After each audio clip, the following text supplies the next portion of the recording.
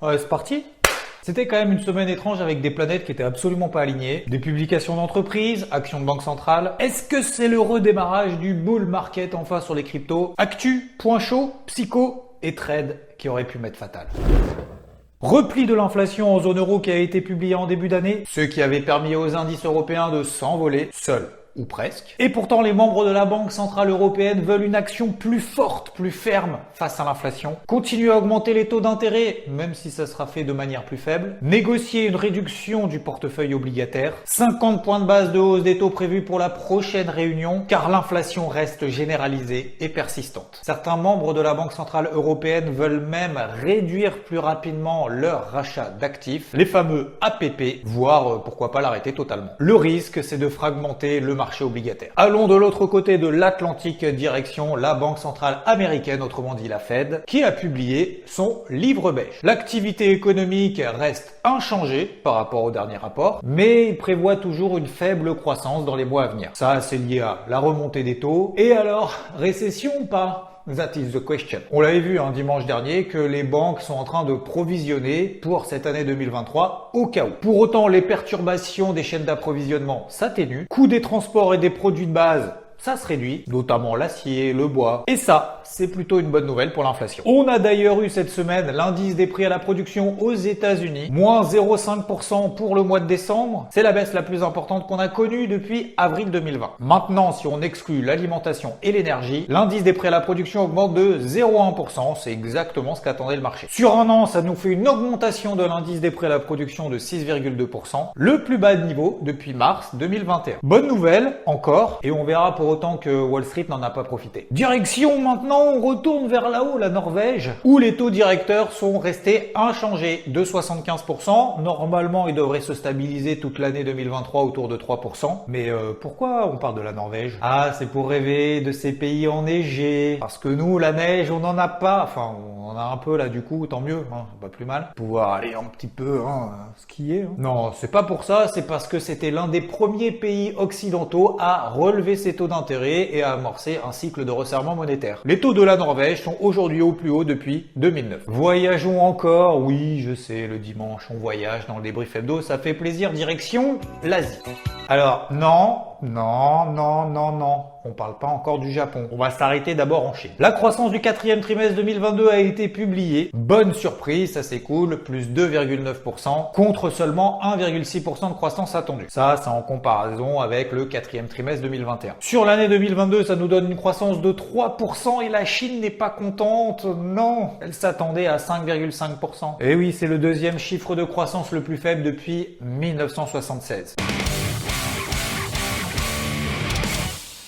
Allez, on va rester sur les banques centrales cette semaine avec la BOJ, la Banque Centrale du Japon. Bon alors, la décision, parce qu'elle était sous pression, qu'elle aurait pu arrêter sa politique monétaire ultra accommodante. L'indice aurait pu plonger et sortir par le bas du range dans lequel il évolue depuis, on a l'impression depuis des siècles, que peut-être que cette fois-ci, que peut-être que ça, eh bien oui, le verdict est tombé. La Banque Centrale du Japon maintient sa politique monétaire ultra accommodante. Elle maintient ses objectifs de contrôle de courbe des taux. Kuroda s'attend même à ce que l'inflation baisse sous 2%, et ce, avant la fin de l'année. Ouais. Eh bien oui, il l'a fait. Alors que tout le monde était persuadé qu'il allait lâcher l'affaire, qu'après avoir déplacé de 50 points de base ses taux et qu'il allait continuer dans ce rythme-là le mois prochain? Eh bien, non! Est-ce que Kuroda, président de la Banque Centrale du Japon depuis maintenant 10 ans, âgé de 78 ans, prendra une décision radicale avant de quitter ses fonctions en mars prochain?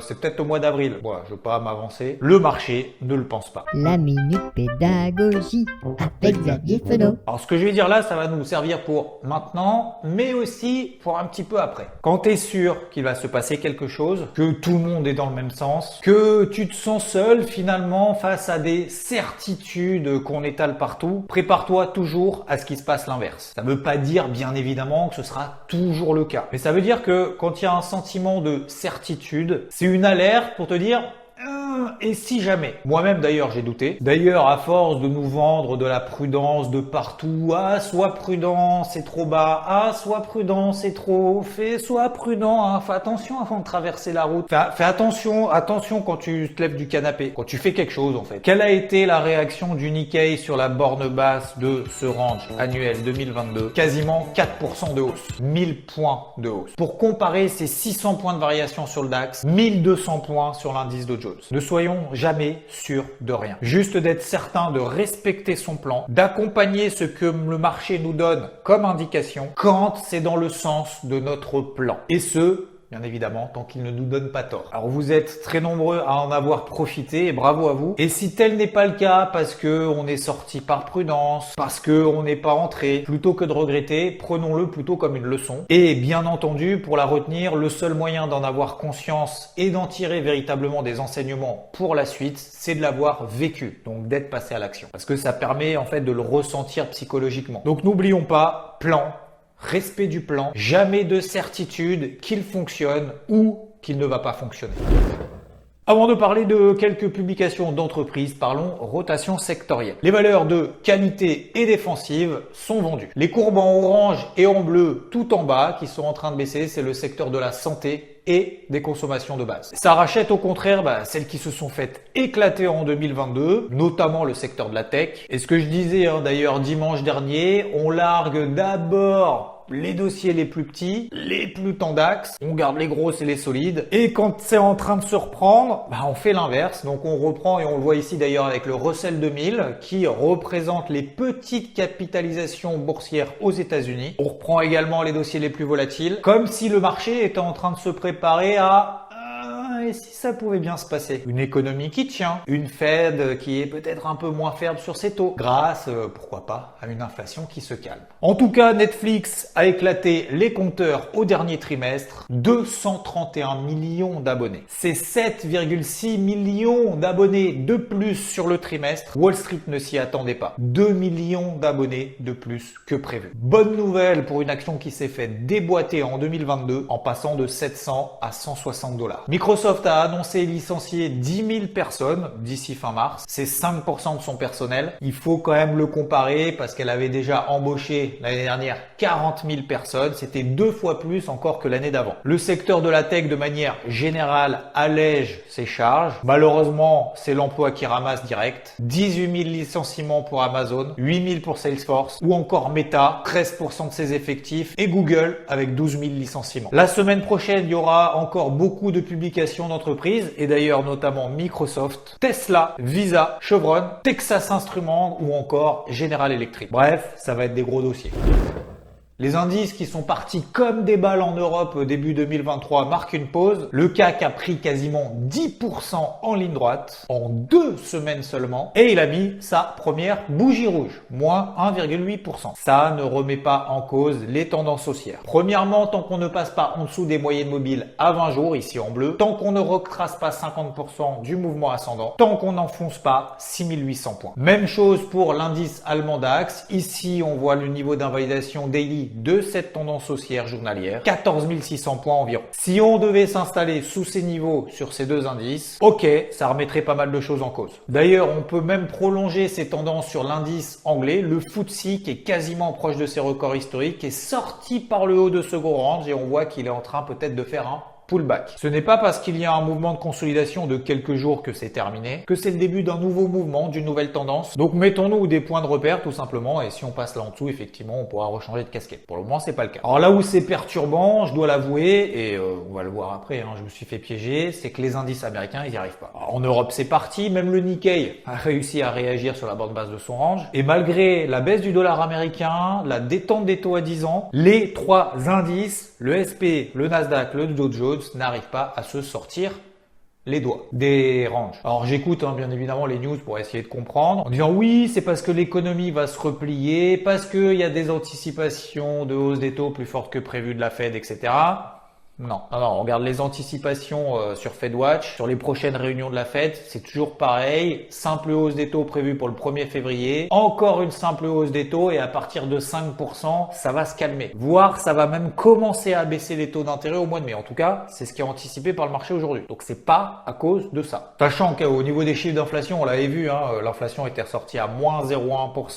Donc c'était plutôt une bonne nouvelle, mais déjà anticipée. L'indice des prix à la production en plus est meilleur que prévu. Donc s'il y avait un réel engouement pour les valeurs refuges, on aurait une hausse du taux à 10 ans, ce qui est absolument pas le cas, une hausse du dollar américain, ce qui est absolument pas le cas, une reprise de tout ce qui est valeurs refuges, je crois que je l'ai déjà dit juste avant en fait, non? Et en plus de ça, une reconsidération du coup des anticipations de la hausse des taux. Une reconsidération fondamentale, ce qui est absolument pas le cas. Donc c'est pour ça que je disais en introduction que pour moi en fait les planètes sont pas alignées, en tout cas pas sur les marchés US. Et c'est aussi la raison pour laquelle je privilégie les achats. J'ai privilégié les achats notamment sur le SP500. Je ne vous ai rien caché, je ne vous cache rien, je vous dis tout. J'ai tort pour l'instant. Sur le SP500, au moins en début de semaine, toutes les tendances étaient haussières, en daily et même en horaire. Au-dessus des 3900 points, ça va. En horaire, au-dessus des 3977 points, ça va. Je privilégie les achats dans le sens de la tendance. Je n'ai donc travaillé qu'à l'achat. Résultat, on est passé en dessous, tout est remis en question et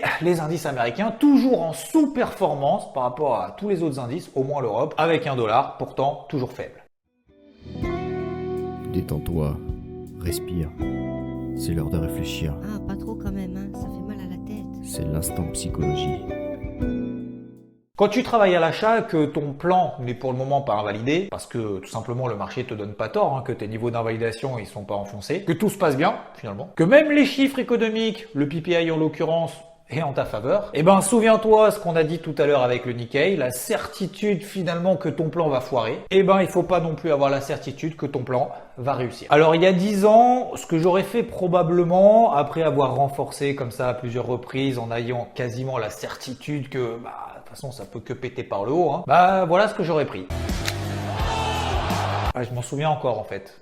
C'est un sport ou comment? Oui, c'est un sport. Ok. Alors comme je vous l'ai partagé par audio sur IVT, même si à ce moment-là, quand on a eu l'indice PPI, que ça commençait à sortir par le haut, que pour moi toutes les planètes étaient alignées, je relève les niveaux d'invalidation, 3990 points, juste sous la mèche après la publication du chiffre. Ça, on sert les niveaux d'invalidation. On relève également les stop loss. On place même des stop win pour les positions rentrées à l'achat le plus basses, parce que on sait jamais.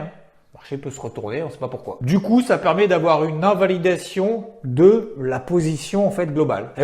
Du coup, après coup, j'ai bien fait parce que le marché est plongé. Ensuite, j'ai repayé plus bas parce qu'on est arrivé sur le bas de range horaire que j'avais identifié et que je voulais travailler à l'achat si jamais on y retournait. J'y suis allé. J'ai perdu 10 points sur la position. J'ai pris ma perte. Cette fois-ci, il n'y avait qu'une seule position. J'ai laissé tomber. Surtout, aucune volonté de vengeance. De revenir à fond en étant persuadé que le marché se trompe. C'est la pire des choses à faire. Juste la certitude de respecter mon plan quand ça fonctionne ou non et de le reconnaître. Après, qu'est-ce qu'il faut faire? Changer d'actif, chercher ailleurs et d'y revenir sur cet actif-là quand on y verra plus clair. Attention, l'un des pièges aussi à éviter, c'est de changer de casquette trop rapidement, de dire je passe d'acheteur à vendeur, surtout lorsqu'on prend une perte. Ça évite de partir dans tous les sens au pifomètre et de se prendre éventuellement des portes de saloon, ce qui est absolument pas exclu. Alors oui, il y a 10 ans, je me serais pris probablement une grosse claque, d'un point de vue financier mais aussi psychologique. Aujourd'hui, c'est pas le cas en fait, je m'en fiche complètement. En fait, ce qui m'embête le plus, c'est de remettre tout à plat, de repartir de zéro, de réidentifier un plan d'intervention au calme et objectif surtout. Et en même temps, ça me dérange pas parce qu'il y a des dizaines, des centaines, des milliers, des dizaines de milliers d'actifs dans le monde. Donc, il n'y a pas besoin d'avoir cet ego sur cet actif.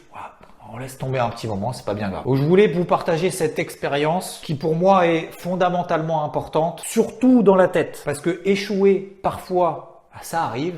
Mais l'important, c'est de minimiser les pertes. Alors, je vais quand même rester positif sur le Nasdaq et l'indice SP500, tant qu'on tient en daily les 3900 points et 11100. Alors, ce sont des niveaux clés en daily, comme tu le vois ici, mais c'est aussi pour des raisons fondamentales, comme je l'expliquais juste avant. Si on s'installe là en dessous, là, ok, je rangerai ma casquette verte. Je en prendrai une rouge probablement. C'est ce qu'on appelle un seuil de polarité et là que je vais utiliser tout au long de la semaine prochaine. Achat au-dessus, vente en dessous. Le pétrole, quant à lui, se porte bien. Faudra quand même une vive impulsion pour sortir par le haut de ce canal descendant dans lequel il est depuis des mois. Ça permettra de libérer un nouveau potentiel haussier. L'argent ne fait pas grand-chose, alors que l'or continue sur sa lancée.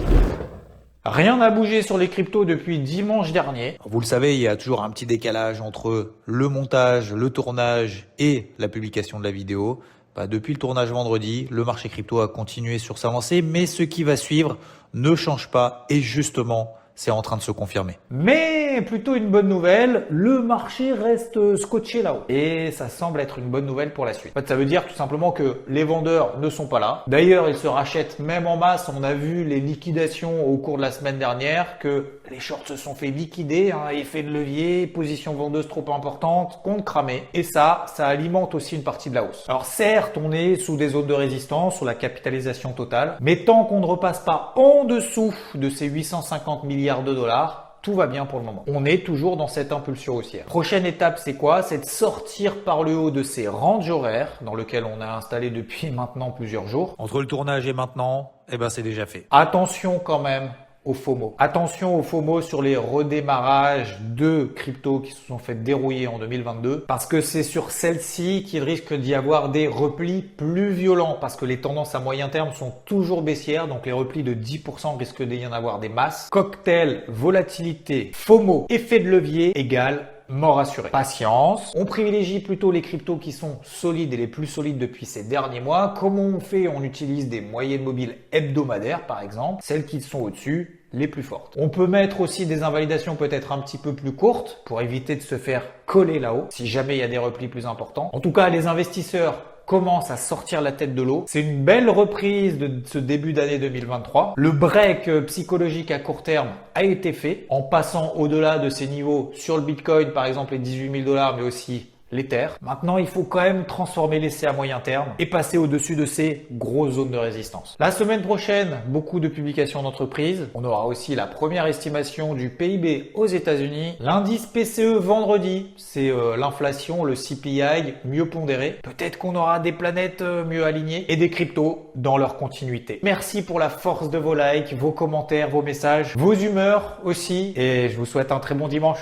Ciao!